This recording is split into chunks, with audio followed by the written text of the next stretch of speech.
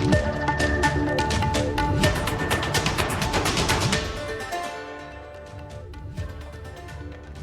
आप देख रहे हैं कंज्यूमर इज किंग। मैं हूं आपके साथ प्रशांत पांडे। देश भर में साइबर ठग लगातार लोगों को अपना निशाना बना रहे हैं और अब सरकार के ताजा आंकड़े इस खतरे की गंभीर तस्वीर पेश कर रहे हैं। जी हां, पिछले 4.5 साल में साइबर ठगों ने जमकर करोड़ों रुपए लूटे। अप्रैल 2021 से सितंबर 2025 के बीच 3,588 करोड़ की ठगी हुई।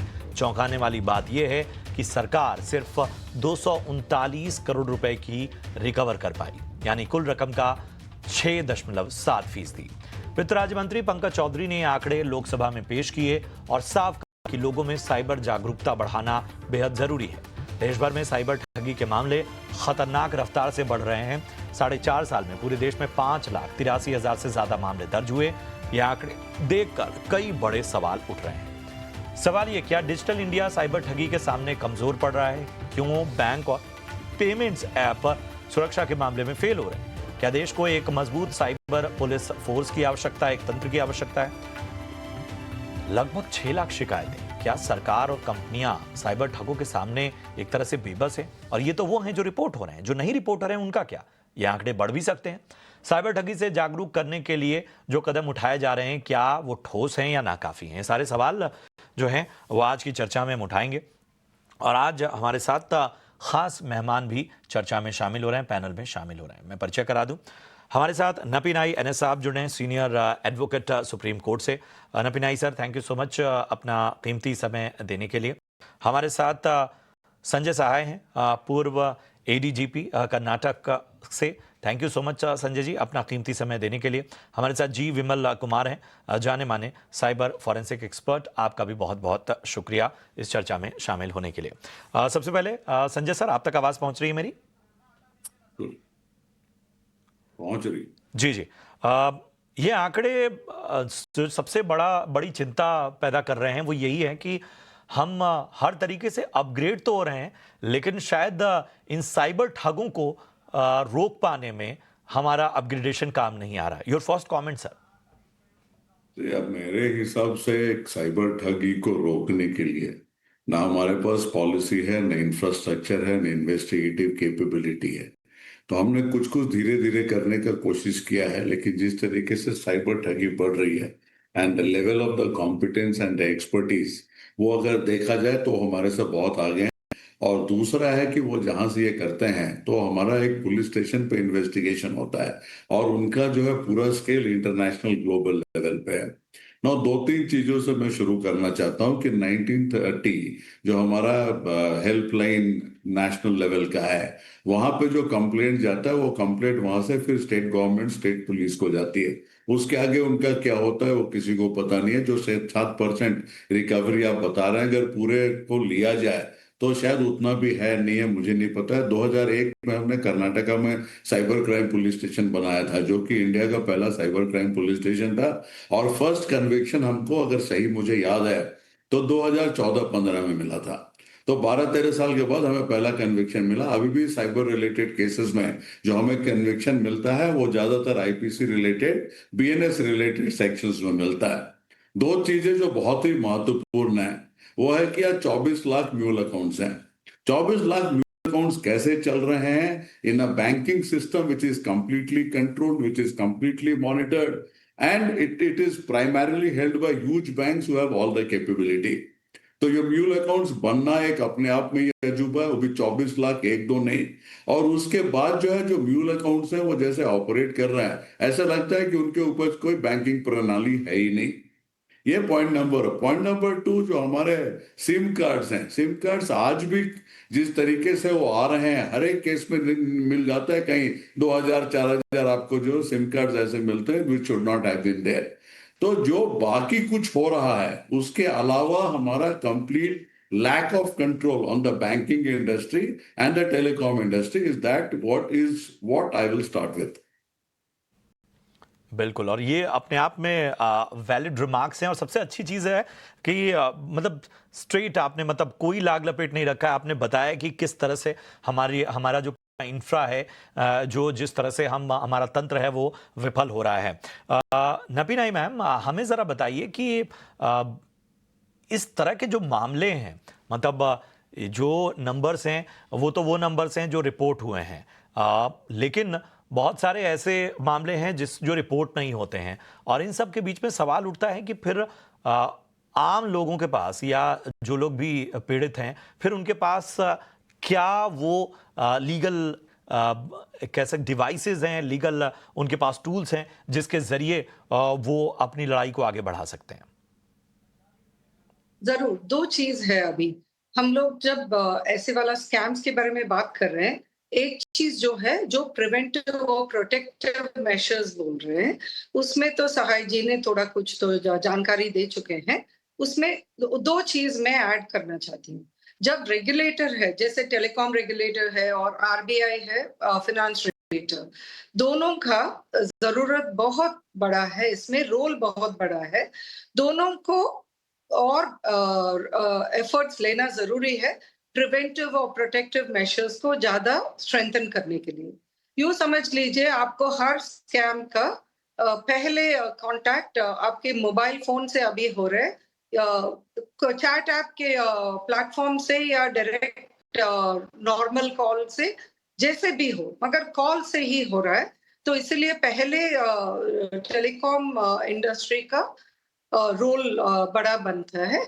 उसके बाद ऑफ कोर्स आरबीआई का, क्योंकि हर पैसा जो बाहर जा रहे हैं वो बैंकिंग चैनल से जा रहे हैं। तीसरे लेवल जो आते हैं वो तो प्रोसिक्यूशन का होते हैं।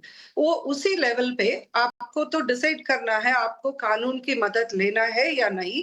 उसी में ज्यादातर लोग पहले इसके वजह से कानून की मदद नहीं लेते, क्योंकि उनको लगता है कि उन्होंने कुछ गलती किया, मतलब विक्टिम को लगता है उन्होंने गलती की और उनको शर्म लगता है। ये दोनों चीज को हटाना बहुत जरूरी है। विक्टिम्स को समझना चाहिए उन्होंने कुछ गलती नहीं किया। जैसे लाखों करोड़ों ने गलती से कुछ स्कैम पे फंस गए, वैसे ये भी फंस गए। तो उनको आगे आना बहुत जरूरी है। जब तक वो कानून का मदद नहीं लेंगे, फिर कानून उनके लिए काम नहीं करेगा। इसीलिए कानून का मदद लेना बहुत जरूरी है। आपने बिल्कुल सही बोला सर, आपकी ओपनिंग स्टेटमेंट में, कि ये जो नंबर्स आपको पता चल रहा है, ये तो सिर्फ जो कंप्लेंट छापा है उसके बारे में। बहुत सारे लोग तो कंप्लेंट नहीं डालते हैं, जिसके वजह से हमको स्टैटिस्टिक्स भी क्लियरली नहीं मिलता कितना स्कैम्स एक्चुअली हो रहे हैं। और स्कैम्स तो बहुत ही आसानी पैसा कमाने का तरीका बन गया। हम सबको इकट्ठा होकर इसको फाइट करना बहुत जरूरी है। तो हम हर व्यक्ति जब एक कदम उठाते हैं, एक तो हमको अपने आप को संभाल कर रखने के लिए, और दूसरा बाकी लोगों को भी संभाल कर रखने के लिए। इसीलिए मेरे नॉन प्रॉफिट को भी मैंने साइबर साथी नाम दिए थे। हम सबको एक दूसरे का साथी बनना बहुत जरूरी है। और तीसरा, जब आपके ऊपर कुछ गलत काम हुए हैं, तब आप चुप बैठेंगे तो आप याद रखिए वही क्रिमिनल और 16 और हजार लोगों के ऊपर क्राइम करेगा। तो आपको चुप नहीं बैठना चाहिए, कानून की मदद लेना जरूरी है। और कानून के अंदर आपके लिए बहुत ज्यादा रेमेडीज है। अभी जो नया बीएनएस इंडियन पीनल कोड के बगैर जो आए हैं, उसके अंदर भी आपके लिए बहुत सारे प्रोविजंस है जो आप उसका मदद ले सकते हैं।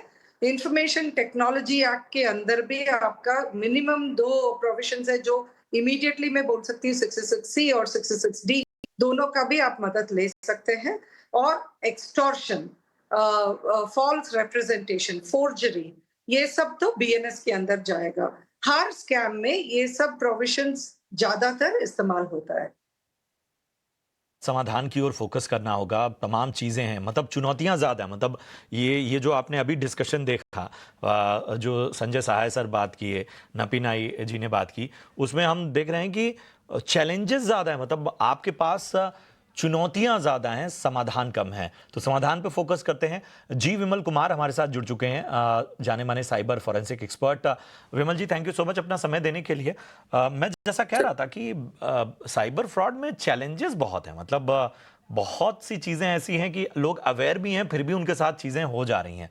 तो सबसे बड़ी दिक्कत आप क्या देख रहे हैं? क्या वो अवेयरनेस की है, या आपको लग रहा है कि चूंकि आज पूरी दुनिया एक डिवाइस में कैद हो चुकी है, तो वहां कुछ ना कुछ ऐसी गलतियां जाने अनजाने हमसे हो ही जाती हैं जो एक्सेस दे देती हैं?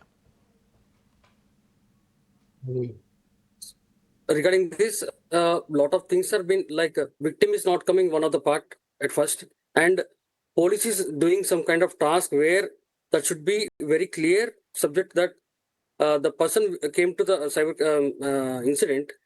There they need to follow some kind of steps, standard operating procedures, and also some kind of data should be collected from the client and to register the FIR and to proceed for the next steps of the things. And also they should be very cyber forensics also, they have to be very clean in action, because the police is doing such kind of thing like they are just sending the information to the concerned honorable banks. Those banks have been stopping the accounts and something, in which while a lot of time gap has been happening while reporting to the client, reporting to the cybercrime portal, and this was happening in a very long time. And this one cyber forensics has to be. आपको रोक रहा हूं, चूंकि ये show पूरा हिंदी दर्शकों के लिए है, तो अगर आप हिंदी में जानकारी दे पाएं तो ज्यादा बेहतर होगा। कहता हूँ कि मैं क्या बोलना चाहता हूँ कि कोई इंसिडेंट रहा, कोई आया तो आप तुरंत आप इमीडिएटली, ऐसा होता है कि गोल्डन आवर होता है, जैसा कि 30 मिनट्स और with in 2 hours of time period, if you go and complain to the 1930 portal and make the things like what are the type of transactions like UPI transactions, नहीं तो internet banking का है, नहीं तो credit card का है, वो सब आप जानकारी 1930 और नहीं तो cybercrime.gov.in पोर्टल में दिए तो उसी वक्त में से ये सब कुछ फ्रीज होने का ज्यादा मामला होता है। अगर with in the 2 hours if that happened, the account has been transferred from one channel to another channel. Mean within 2 to 3 hours of time period, the entire amount which was scammed by any kind of victim, that was going to the cryptocurrency within 2 hours of time period. So fast reporting is one of the tasks, and also the police department कैसे है कि कानून का भी बहुत सारे time होता है, बहुत सारा केसेस होता है, उनको भी साइबर फोरेंसिक्स में कुछ होता है, इमीडिएटली होना चाहिए, क्योंकि जब भी कोई 1930 में पोर्टल में रिपोर्ट करता है, उसके परमिशंस लेके उसका मोबाइल को भी स्कैन करना पड़ेगा और उसका इंफॉर्मेशन लेना पड़ेगा, कौन सा इंसिडेंट किया है, इस इंसिडेंट से इसका क्यों ऐसा हुआ है, और उसका कंप्लीट लॉग फाइल लेने के बाद ही वो रिपोर्ट लिया तो अच्छी बात है, because some kind of fake and false cases have been reporting earlier 2 days before in these days. By this कानून का गलत इस्तेमाल भी हो रहा है, इसके वजह से lot of things are not been happening very fastly as per we are able to see the things, and जो कभी विक्टिम होता है उसको भी फास्टली इंफॉर्मेशन देना पड़ेगा इन फॉर्म ऑफ बिल्कुल सही कहा आपने। और शायद इन सारे पहलुओं को एक तरह से न केवल अवेयरनेस के लेवल पे, बल्कि आपको कहीं ना कहीं एक प्रैक्टिस लेवल पे भी सामने लाना होगा। और शायद जहां पर आपको राज्यवार हो, चाहे वो इलाके विशेष की बात हो जाए, आपको हर फ्रॉड के नेचर को समझते हुए उस हिसाब से लोगों के बीच कहीं ना कहीं जागरूकता फैलानी होगी। विमल ji, thank you so much अपना कीमती समय देने के लिए और अपनी राय रखने के लिए। आई नो आपकी कुछ कमिटमेंट है, लेकिन फिर भी आपने इतने शॉर्ट नोटिस पे अपना समय दिया, उसका बहुत बहुत धन्यवाद। संजय सर, मैं आपके पास आना चाहूँगा, और जो नपीनाई मैम कह रही थी कि 2 चीज़ें हैं। एक तो सबसे बड़ी समस्या ये है कि जब फ्रॉड हो जाता है तो बड़ा थकाऊ प्रोसेस है, मतलब और तमाम चीज़ें लोगों को पता भी नहीं होती हैं। एक लेमैन को कई बार ऐसा होता है कि अगर बैंक फ्रॉड हुआ है तो चलें ब्लैंक में शिकायत कर दें, अगर किसी और तरह का फ्रॉड हुआ है तो संबंधित जो संस्थान है, इंस्टीट्यूट है, वहाँ तक पहुँचें, लेकिन उसके बावजूद जो है वो रिकवरी नहीं हो पाती है। आपको क्या लगता है, रिकमेंडेशंस क्या हैं आपकी जो कहीं ना कहीं नीड ऑफ द आवर हैं, जो आपको इस वक्त नज़र आती हैं? देखिए, थकान तो प्रोसेस में ही है। थकान प्रोसेस में इसलिए है कि लोगों में थकान है और सिस्टम में थकान है। इनडिफरेंट है पूरा सिस्टम, अनरिस्पॉन्सिव है सिस्टम। तो हम वहां से शुरू करते हैं, क्या क्या स्टेप्स लेना है। आपने 1930 बनाया, 1930 के बैक में there is no integration by which there is a instantaneous, वो ब्लॉक नहीं होता। मैं आपको एक चीज बताऊं, ये जो पूरा फ्रॉड का सिस्टम है वो रियल टाइम और डायनेमिक होता है। रियल टाइम और डायनेमिक का मतलब है कि आपको कॉल आया, कॉल के बाद कोई लिंक आया, कोई डिजिटल अरेस्ट हुआ, वो चलता चला जाता है in a very very mechanical manner, जैसे नॉर्मल चीजें चलती है उस तरीके से। जब फ्रॉड होता है, फ्रॉड का आप रिपोर्ट करने जाते हैं तो वहां तो दुनिया पूरी आपकी रुक जाती है। तो the response mechanism that is not real time, that is not dynamic, that is not instantaneous. उसका मतलब क्या है कि जैसे हम रिपोर्ट करते हैं, बैकएंड में जो जो काम होना चाहिए डिजिटल वर्ल्ड में वो ऑटोमेटिक होना चाहिए। उसको यहां से वहां खबर भेजने का किसी के पास टाइम नहीं है, और उस तरीके से अगर आप जाएंगे तो वो नहीं हो सकता है। कोर बैंकिंग सॉफ्टवेयर आप ले लीजिए। कोर बैंकिंग सॉफ्टवेयर में एक अगर बिजनेस लॉजिक ये लगा दिया जाए कि इतने के ऊपर का कोई भी अमाउंट ट्रांजैक्शन एक अकाउंट में आने के बाद वो दूसरे अकाउंट में 1 घंटे नहीं जा सकता, 2 घंटे नहीं जा सकता। आप पैटर्न स्टडी कीजिए, आप एक कोई भी एआई टूल से पैटर्न स्टडी कीजिए, इतने कुछ जो अभी तक केसेस हुआ आपको क्लियर कर पैटर्न मिल जाएगा। वो पैटर्न को बीट करने के लिए फिर आएंगे, लेकिन वो पैटर्न तो आपको पता होगा वहां से शुरू करने। तो कोर बैंकिंग सॉफ्टवेयर के साथ ही एक मेजर प्रॉब्लम है, ऑनबोर्डिंग के साथ प्रॉब्लम है। आज भी जो डिजिटल ऑनबोर्डिंग होता है, जो बैंक अकाउंट्स बनते हैं, उसमें कहीं कोई फिजिकल वेरिफिकेशन, पुलिस वेरिफिकेशन, कहीं कोई कॉन्सेप्ट नहीं है। तो पहला ऑनबोर्डिंग केवाईसी करीब करीब बेकारी हो गया है। तो डिजिटल ऑनबोर्डिंग के साथ पुलिस वेरिफिकेशन ये एक्सट्रीमली मस्ट है। जो 24 लाख ये म्यूल अकाउंट्स बोल रहे हैं, वो तो अनाउंस करके हमें बता दें कि ये म्यूल अकाउंट्स हैं। तीसरा, एक हर चीज में एक सर्विस लेवल एग्रीमेंट होता है, कोई भी बिजनेस करे, अब मोर सो इन द आईटी एरिया, तो बिना सर्विस लेवल एग्रीमेंट का आपको काम करने नहीं दिया जा सकता है। अगर सर्विस लेवल एग्रीमेंट बैंक के साथ ये रहे कि 30 मिनट के अंदर ये कार्रवाई होनी चाहिए in a case of a digital fraud, automatically liability उन पे आता है। ये जो क्रिमिनल लायबिलिटी आज के तारीख में जो एक्चुअली डिस्गाइज्ड क्रिमिनल्स हैं allowing this whole thing to happen, वो हर एक समय एस्केप करते हैं, उन्हीं से समाधान पूछा जाता है। Actually they are the problem, वो समाधान नहीं दे सकते। प्रॉब्लम वही है तो वो समाधान कहां से देंगे।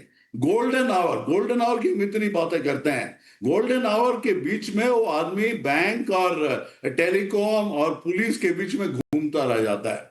उससे भी इंटरेस्टिंग चीज क्या है, मैं बैंक्स वगैरह के बारे में नहीं ज्यादा नहीं जाना चाहूंगा, लेकिन कनाइवेंस या कम से कम इंडिफरेंस क्लियर है। जहां तक पुलिस की बात है, ये जो पूरा जो सर्कुलर रूट है 1930 से यहां से वहां से जाके आप जाएंगे, तो जब तक हमारे पास सीआईडी में और स्टेट पुलिस स्टेशन में पहुंचते हैं उस समय तो सब कुछ निकल गया होता है। बैक एंड कोलैबोरेशन सबसे इंपॉर्टेंट चीज is back and intelligence sharing and back and collaboration. आप मेरे को बता दीजिए बैंक्स में, इन्वेस्टिगेटिव एजेंसीज में, इंटेलिजेंस एजेंसीज में कितना कुछ कोलैबोरेशन है। तो एक डायनेमिक रियल टाइम फ्रॉड का एक वेल ऑर्गेनाइज जो गैंग है, यहां से लेके कंबोडिया से लेके जो पूरा, उसके लिए हमें भी उस लेवल का इंफ्रास्ट्रक्चर चाहिए, उस तरीके के लोग चाहिए, उस तरीके का कैपेबिलिटी चाहिए। अभी तो हमारे पास एटीट्यूड ही नहीं है। और जो इंफ्रास्ट्रक्चर हमने 1930 या वो जो बनाए हैं, it is more to basically reporting mechanism. It is more of a reporting mechanism. मेरे को एक केस याद है अमेरिका का, इस तरीके का केस हुआ था, बैंकिंग नहीं था, I think it was terrorist है, कुछ दूसरा रिलेटेड केस था। उनका जो है 23 सेक्टर्स का इंटीग्रेशन ऑफ डेटाबेसेस है होमलैंड सिक्योरिटी में। वो केवल इंटीग्रेशन ऑफ डेटाबेसेस से वो आदमी जो एस्केप कर रहा था, वो प्लेन में था, प्लेन को रोक के उसको उतारा गया। अनकनेक्टेड गोवा का जो अक्यूज है वो इंसिडेंट के 5 घंटे के बाद निकल गया। ये अक्यूज तो इंडिया में ही नहीं है, and you have no control over South East Asia. ये बहुत बड़ा मुद्दा है। 30%, 40%, 60% की रफ्तार से बढ़ रहा है। यह हमें इस तरीके से निकल जाएगा, हमें पता नहीं चलेगा। It will be a bigger epidemic than Covid itself. और जब तक हम एक अलग तरीके से इसको कंट्रोल करने की कोशिश नहीं करेंगे, द रूल्स आर नोन, बाकी कंट्रीज ने किया है, कहीं थोड़ी सक्सेस मिली है, कहीं ज्यादा मिली है, लेकिन जब तक हम नहीं शुरू करेंगे तब तक करना मुश्किल है। आपका 1930 सवाल के साथ रिपोर्टिंग आऊंगा इंजन। और शायद हमें एग्जाम्पल सेट करने होंगे, एग्जाम्पल देने होंगे। मैं आपसे समझूंगा कि ऐसे कौन से देश हैं, ऐसे कौन से इलाके हैं, या अगर हम भारत की बात करें, ऐसे आपको कौन से स्टेट नजर आते हैं जो कहीं ना कहीं इस दिशा में काम कर रहे हैं, उस पर भी मैं बात करूंगा। लेकिन नपीनाई मैम, जरा दो चीजों पे मेरा मतलब, और ये सीधा कंज्यूमर से जुड़ा सवाल है। लोग के मन में एक सवाल आता है कि अगर उनके बैंक के नाम पे कोई फ्रॉड का मैसेज आ गया, ठीक है, उन्होंने लिंक क्लिक किया और उनके पैसे गायब हो गए। आजकल बैंक वॉलेट कंपनियां हैं, उसके थ्रू कुछ अगर हो गया, तो फिर उनको कंपेंसेट करने की जिम्मेदारी किसकी है? मतलब फिर आखिर इस मामले में नियम कानून कहते क्या है? आपने बहुत ही गंभीर बात शुरू की है। इसका तो ये टीवी शो तो काफ़ी नहीं रहेगा सवाल के जवाब देने के लिए। मगर मैं थोड़ा कुछ तो शेयर करूँगी ज़रूर। जो आपने सवाल निकाला है का हम लोग लायबिलिटी बोलते हैं। लायबिलिटी किसको बेयर करना है। मगर पहले चीज़ जो है, आपको जो एसएमएस मिल रहा है, वो तो बैंक के नाम पे मिल रहा है, बैंक से नहीं मिल रहा है। इसीलिए जिस बैंक का नाम इस्तेमाल किया गया है, वो भी एक विक्टिम माना जाते हैं। मतलब उनकी नाम का गलत इस्तेमाल किए गए हैं करके माना जाते हैं। यूँ समझ लीजिए आपके नाम कोई कुछ गलत काम करेंगे, तो इसका मतलब ये नहीं है ना कानून आपको तो दोषी मान सकते हैं। ये तो बस उतना ही हो सकता है कि पहले आपसे जानकारी होगा कि आपने किया कि नहीं, फिर ढूँढेंगे किसने एक्चुअली आपका नाम को गलत इस्तेमाल किया। वैसे ही होता है ये जो एसएमएस के पहले लेवल पे जब जानकारी होगा, तो बैंक को शुरुआत से ही लायबिलिटी प्लेस करना सही नहीं होगा और वो कानून में भी नहीं होता है। फिर किसको हम लोग जवाबदारी मानेंगे? तो उसमें ये चर्चा होता है कि जब आपको एसएमएस मिल रहा है, आपके ऊपर एक स्कैम हो चुके हैं, उसको किसी ने फैसिलिटेट किया है क्या? वो बैंक के अंदर से कोई शायद ऑफिशियल्स उसमें मिला हुआ है क्या? आपके डेटा कहाँ से लीक हुआ है? आपकी तरफ कैसे आए थे? इसलिए मैं आपको पहले भी बोले थे कि टेलीकॉम मिनिस्ट्री और इंडस्ट्री दोनों का भी रोल होता है ऐसे सब स्कैम्स में, क्योंकि पहले शुरुआत टेलीकॉम की तरफ से हो रहा है। तो आप देखेंगे तो इसीलिए टेलीकॉम इंडस्ट्री ने बहुत सारा नया अभी तरीकाएं इस्तेमाल कर रहे हैं। शुरुआत का अभी आप देखेंगे ज्यादातर आपको जब कॉल्स आ रहे हैं, उसी में आपको एक मैसेज आएगा सस्पेक्टेड स्पैम, सॉरी, स्कैम कोई नहीं बोलते हैं, स्पैम बोलते हैं। तो उसी में आपको थोड़ा सा होशियारी दिखाना चाहिए।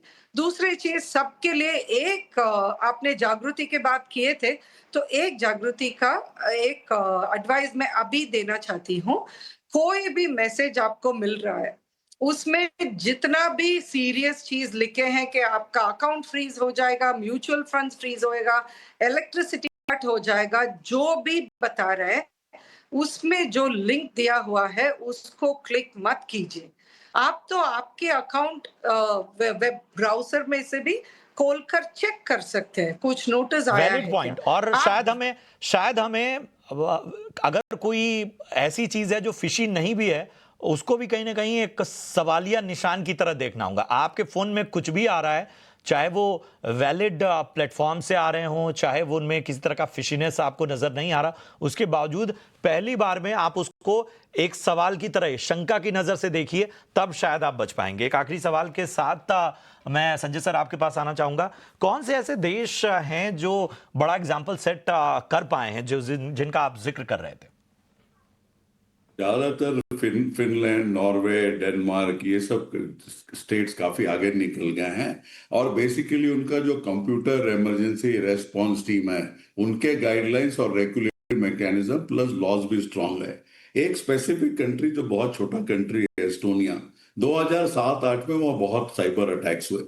उसके बाद उन्होंने अपना जो है वहां से प्रयास शुरू किया and today it is one of the strongest Nations in cyber security law और एक्चुअली उसको कंट्रोल करने में। और वो ऑनलाइन वोटिंग से लेके तरह तरह की चीजें करते हैं। 123 कंट्रीज से वहां कंपनी शुरू किया जा सकता है। एस्टोनिया एकदम एक शाइनिंग एग्जाम्पल है। तो उस तरीके से अगर आप देखें तो यूके और यूएस में भी, यूएस का एक चीज मैं बता सकता हूं, कनेक्टेड एंड अनकनेक्टेड, साइबर से कनेक्टेड भी है और बाकी चीजों से भी कनेक्टेड या अनकनेक्टेड जैसे भी बोले।